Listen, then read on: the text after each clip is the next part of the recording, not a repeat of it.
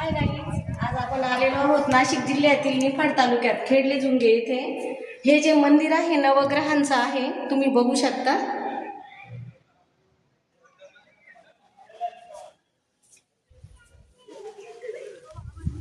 त्यानंतर इथं सुंदर असे रामाचं मंदिर बांधलेलं आहे आणि सर्वात मोठी हनुमानाची जी मूर्ती आहे ती डायरेक्टली 11 फुटाची आहे.